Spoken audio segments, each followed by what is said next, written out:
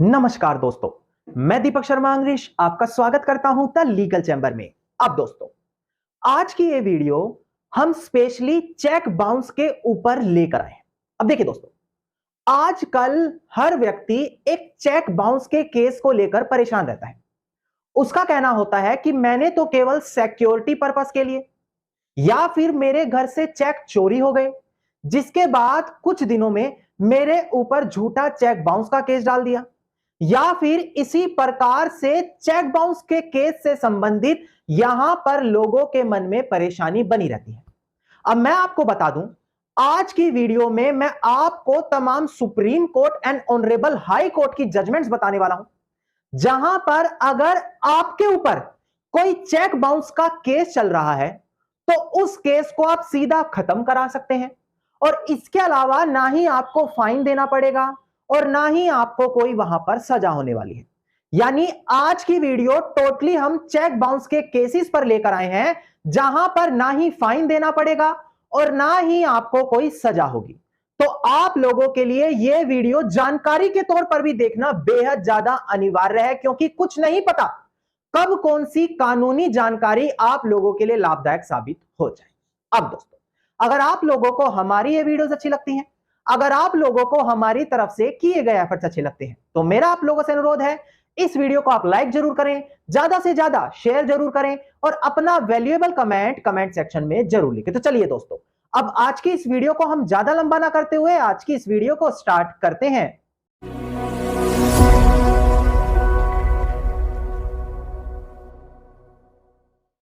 अब दोस्तों, हम बढ़ते हैं अपनी आज की इस वीडियो की ओर। देखिए, सबसे पहले आपको जानना होगा कि आखिरकार चेक बाउंस के केसेस कानून के किस प्रावधान के तहत किए जाते हैं। देखिए, नेगोशिएबल इंस्ट्रूमेंट एक्ट, अगर आप उसके सेक्शन 138 पर ध्यान देंगे तो वो बात करता है डिसओनर ऑफ चेक के बारे में। यानी कि अगर एक व्यक्ति ने किसी को चेक दिया है, उसको ड्रॉअर बोलते हैं, और दूसरा व्यक्ति उस चेक से पैसा निकालने के लिए बैंक में जाता है, जिसको पेई बोला जाता है। अगर वो उस चेक को बैंक में लेकर गया और वहां जाकर उसको पता लगा कि उस अकाउंट में या तो इतना पैसा ही नहीं है, या फिर हो सकता है जिसका वो अकाउंट है उसको लीगली रूप से अलाउड हो ही ना कि इतना पैसा वो एक दिन में अपने अकाउंट से ट्रांजैक्शन कर सकता है, तो इन दोनों केसेस में यह माना जाता है कि वो चेक डिसओनर हो गया, जिसको बोला जाता है कि चेक बाउंस हो गया है। अगर ऐसी कोई कंडीशन बनती है तो बैंक वहां पर एक रिसिप्ट आपको देता है, जिस पर लिखा रहता है कि ये चेक यहां पर पेड नहीं हुआ, ये डिसओनर हो गया है। अब ध्यान दीजिएगा, जैसे ही आपको वो रिसिप्ट मिली, रिसिप्ट मिलते ही आपको 30 दिनों के भीतर एक लीगल नोटिस उस ड्रॉअर को देना होगा। किसको? जिसने वो चेक आपको दिया था। उसमें आपको लिखना होगा कि आपके द्वारा दिया गया ये चेक बाउंस हो गया है। अब हम आपको 15 दिनों का समय देंगे। इन 15 दिनों के समय के भीतर आप लोगों को हमारी पेमेंट कर देनी है ना। अब अगर वो पेई 15 दिनों के भीतर आपको पेमेंट कर देता है तो कोई केस नहीं होगा, किंतु अगर 15 दिन बीत जाते हैं, इन 15 दिनों में आपको कोई पैसा नहीं मिलता, तो जैसे ही 15 दिन पूरे हुए, आपके पास वैलिड कॉज ऑफ एक्शन बन गया।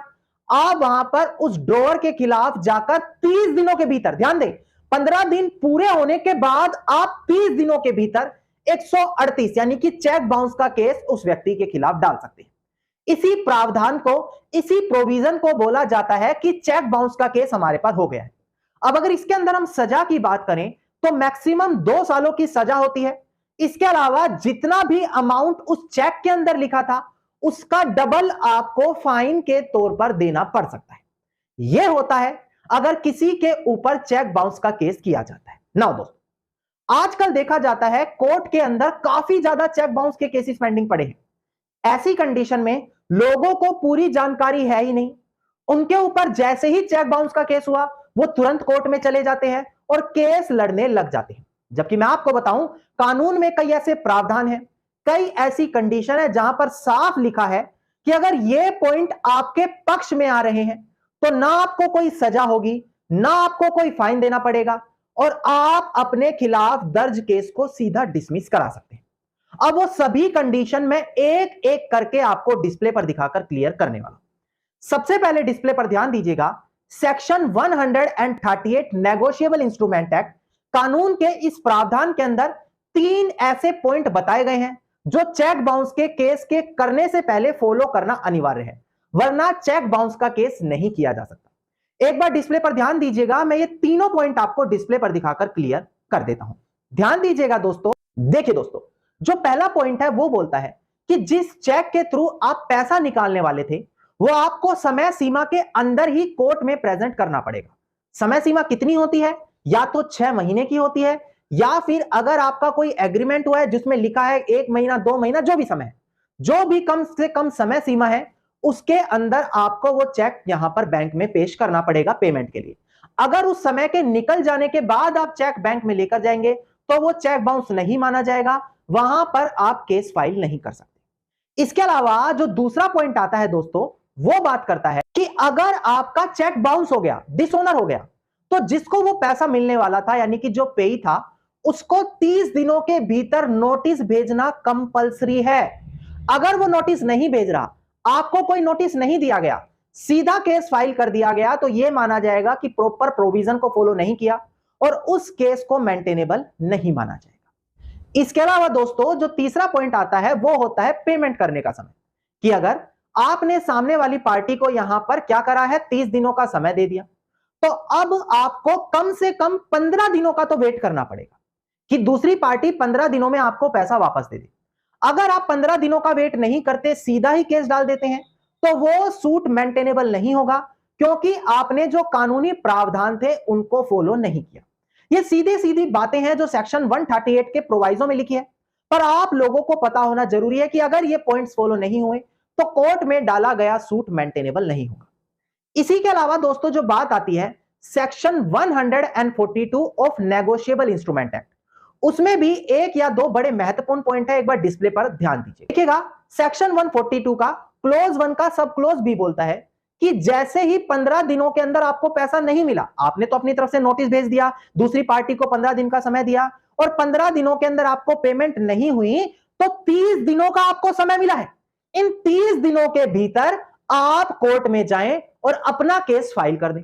अगर आप 30 दिनों से बाहर हो रहे हैं तो यह माना जाएगा कि आपने अपनी समय सीमा लांघ दी है, उसके अंदर केस नहीं डाला, और अगर आपके पास कोई इसके पीछे वैलिड कारण भी नहीं है तो आप कोर्ट में अपना केस नहीं डाल सकते।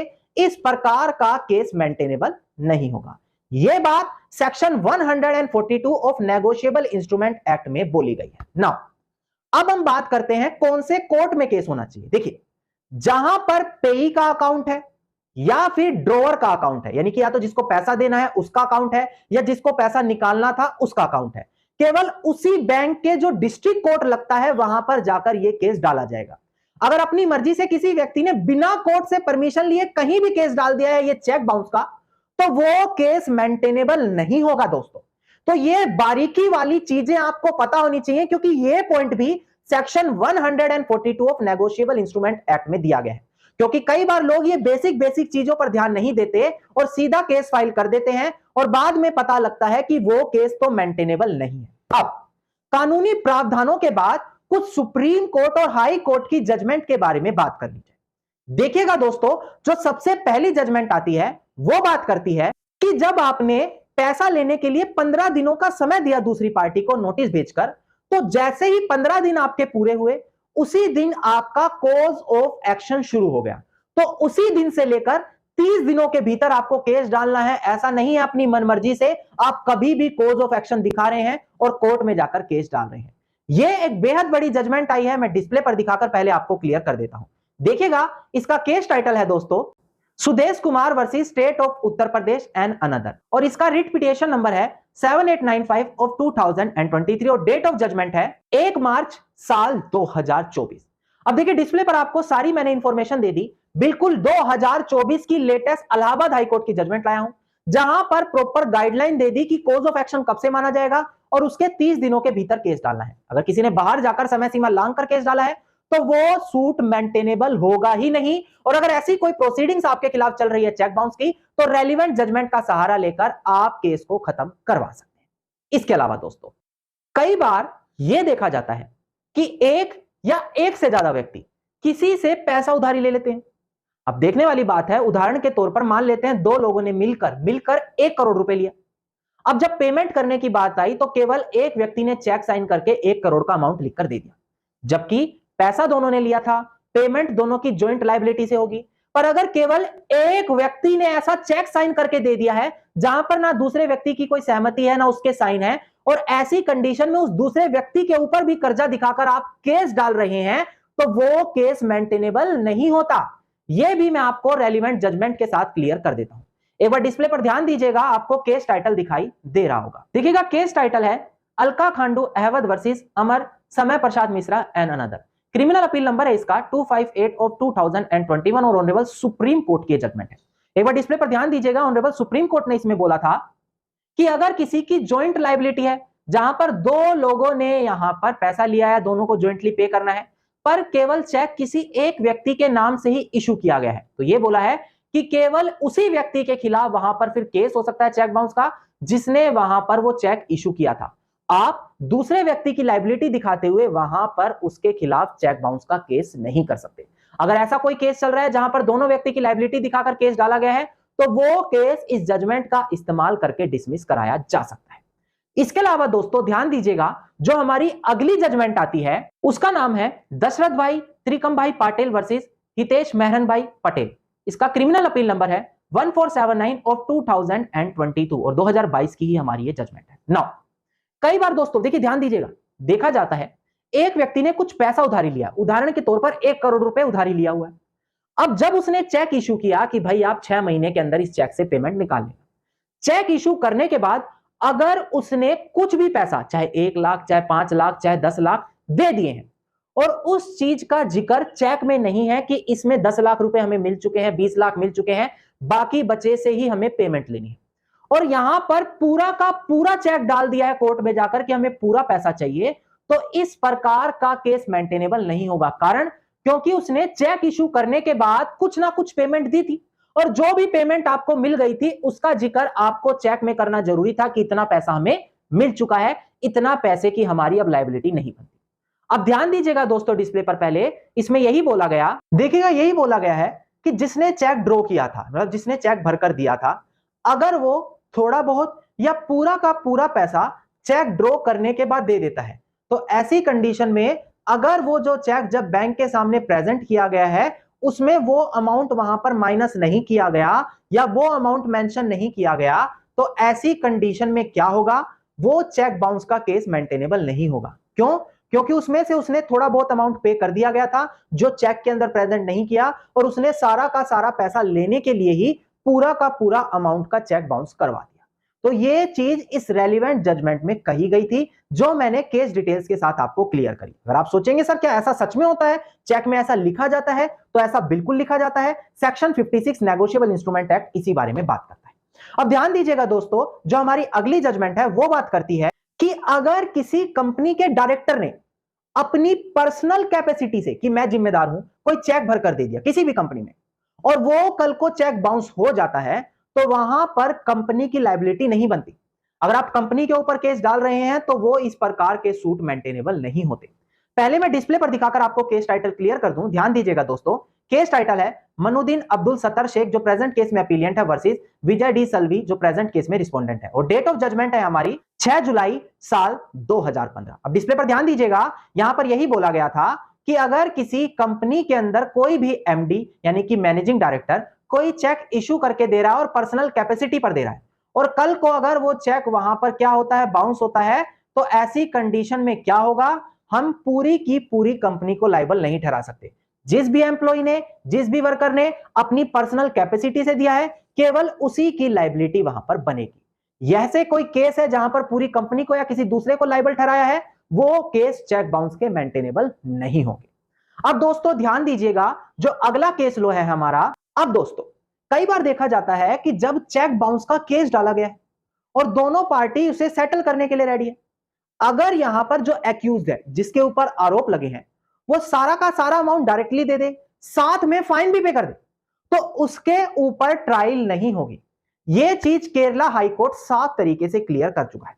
एक बार डिस्प्ले पर ध्यान दीजिएगा, केस टाइटल मैं आपको क्लियर कर दूं। केस टाइटल है Rajeshwari versus state of Kerala. इसका साइटेशन नंबर है 2022 केरला हाईकोर्ट 2, और ध्यान दीजिएगा डेट ऑफ जजमेंट है 28 दिसंबर साल 2021। एक बार डिस्प्ले पर ध्यान दीजिएगा कि आखिरकार केरला हाईकोर्ट ने यहां पर क्या बोला। देखिएगा, केरला हाईकोर्ट ने बोला कि जो कन्विक्ट है, जिसके ऊपर केस है, अगर वो फाइन पे कर देता है डायरेक्टली कंप्लेनेंट को, तो यहां पर ये नेसेसरी नहीं है कि उसको अलग से फाइन कोर्ट में पे करना पड़े और उसके खिलाफ ट्रायल वहां पर आगे नहीं होगी, क्योंकि उसने सारा सब पे ही कर दिया।